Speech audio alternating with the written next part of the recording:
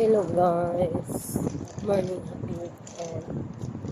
Just go to the medical center. I need to have prescription for my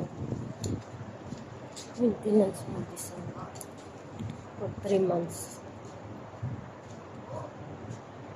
I just go the Prime because that's the nearest medical center here in the house.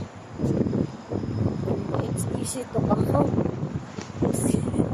I forgot to put lipstick. I'm so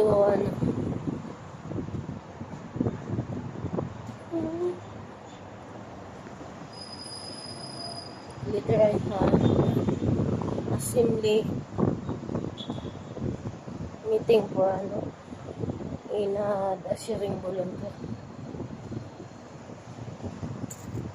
See you.